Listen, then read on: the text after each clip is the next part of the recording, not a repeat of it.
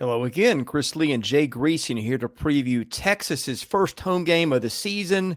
It comes this Saturday. San Jose State visits Austin, a game that can be seen at 11 Central. Jay Greeson, we're brought to you by FanDuel, which has player props, futures, and more. Same game parlays with a FanDuel SGP menu, which is deep and impressive. You can build some fun combinations around player performances and outcomes. FanDuel's got you covered with competitive odds and tons of betting options. Just remember to bet responsibly and have fun with it. No line on this one at FanDuel, I believe. No, it's actually, there's a line. If you want to give us that and anything else of interest on the Longhorns at FanDuel, fire away. Well, the number that's out right now as of 11:06 Eastern on Wednesday is Texas minus 36.5 with an over-under of 51.5. I actually believe this line will get closer to 38 and may get closer to 40 as we get closer to kickoff because of the perception of a get-well game for a frustrated and talented Texas team after I'm certain in the building they feel like they outplayed Ohio State in a lot of ways and walked out of the horseshoe 0-1.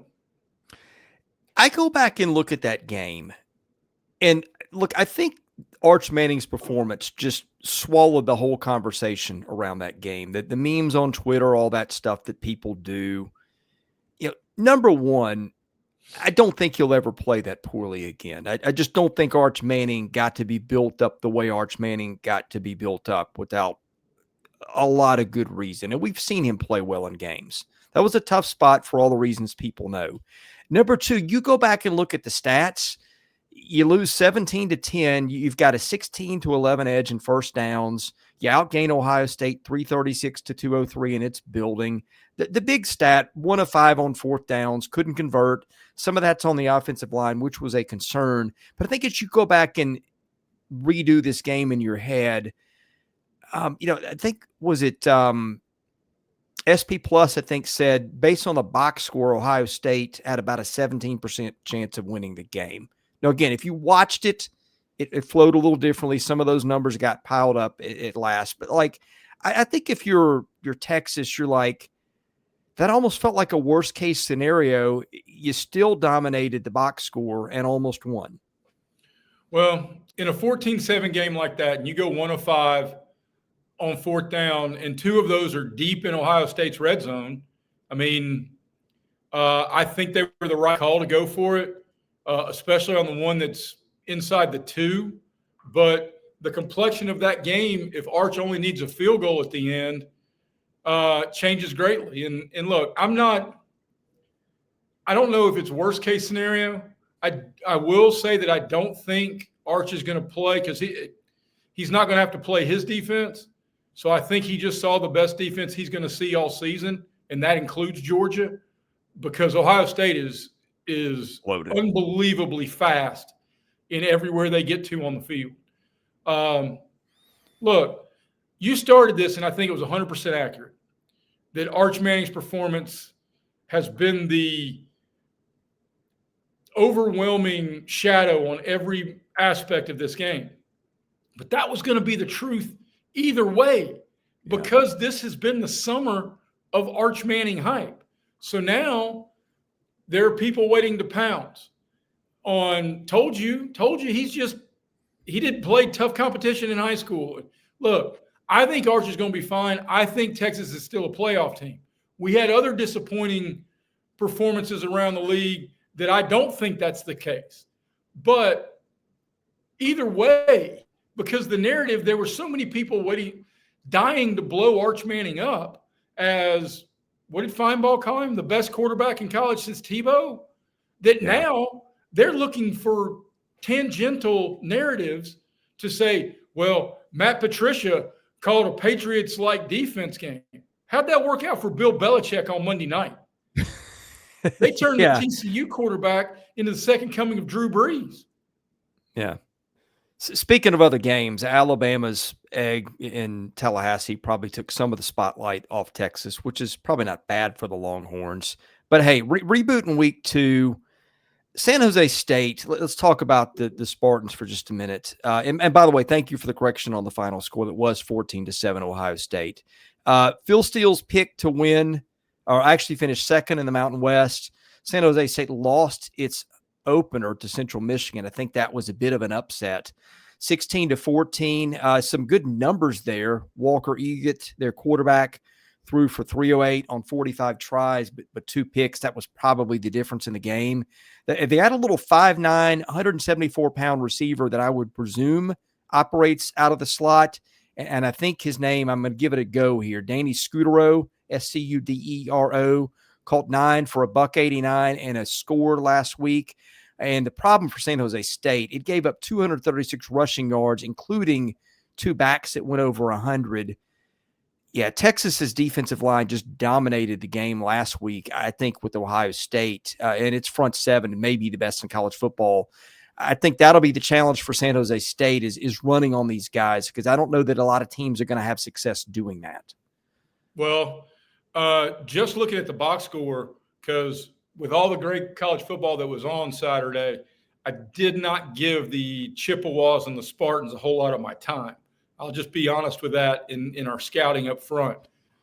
But if San Jose State's going to give up 2 backs with 100 from Central Michigan, the running back room at Texas is about to get well. This will be a run for 350 plus type of game. Yeah, I think for Texas, you want to see some things this week. Obviously, you want to see Arch Manning get better, develop some confidence in the passing game, maybe find a receiver. I mean, they've got a lot of talented guys, including at the tight end that they can throw to, but just didn't see playmakers last week. I think that's your goal, is get Arch right, don't make mistakes, and find any of these guys. Like we just thought the Longhorns had playmakers all over the field. Didn't see that in week 1. They didn't really stretch the field. I don't think Texas is losing this game. Again, I concocted a scenario where I think it could be close.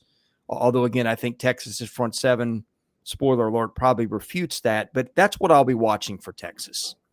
I don't see a way this is close, Chris. Honestly, I mean, if it was going to be close, San Jose State needed to make that field goal at the end to beat Central Michigan. It got partially tipped, and they lose 16-14. And they needed Texas to go to Ohio State, play impressively, and walk out of there with a W to where they're number 1 in the country and they're feeling great about themselves and they look beyond this game. I think this is a get-well game. I am going to gamble on this game, but here's the play I'm going to make on my FanDuel account. Texas is minus 7.5 in the first quarter. I think Sarkisian is smart enough to realize he's going to put Arch Manning in a position that after the first quarter, he's going to be 10 of 12 for 145 yards and multiple touchdowns. Yeah. Before I give you my pick and my reasons why, just a reminder, we are brought to you also by GameTime SIDEKICKS, officially licensed stainless steel drinkware, all SEC schools, over 350 other universities, everything from stainless steel sippy cups, tumblers, 40-ounce bottles, and shaker cups, SE16 for your 20% discount to viewers. And Jay, boy, you notice if you don't have that one with you. Man, everybody is probably real familiar. I didn't offer it up as soon as Chris hit the cue of my SEC and Auburn cup that I take with me everywhere. I forgot it this morning, and on the drive to my office, my coffee is now cold. I have been spoiled by GameTime SIDEKICKS. Also been spoiled by ROKFORM, which makes the world's strongest magnetic phone case. Extreme protection, super strong magnets, and RockLock secure mounting. Has the same military-grade standards with case accessories as the actual cases. SEC 25 for 25% off your order at ROKFORM, ROKFORM.com. Also, HOVI Dry Goods, your new favorite hat. Look no further than HOVI hats for high-quality headwear with a great fit and unique designs. We'll have a promo code. Actually, it'd be BAMA. I think that gets you 15% off your order at HOVI, HOVI, drygoods.com. All right, Jay, you gave your pick. One thing I look for in these games is a look-ahead spot. I've called that with some other teams that have big games in week 3. Texas has got UTEP next week. Then it's got San Jose State. I think you called it. I think Texas is going to be slinging it all over the yard, out of the jump. Maybe the offense sputters again. Who knows? But I think that defense is so strong. Texas gets this one in a rout. I completely agree. I like in the betting world, you never know what a late touchdown may be because they're going to be playing a lot of boosters kids in the final quarter because it's going to be 49-7 or whatever it is, and then it becomes kind of a stressful situation. But this is a Texas runaway, and there are not too many first half Texas bets I would not endorse.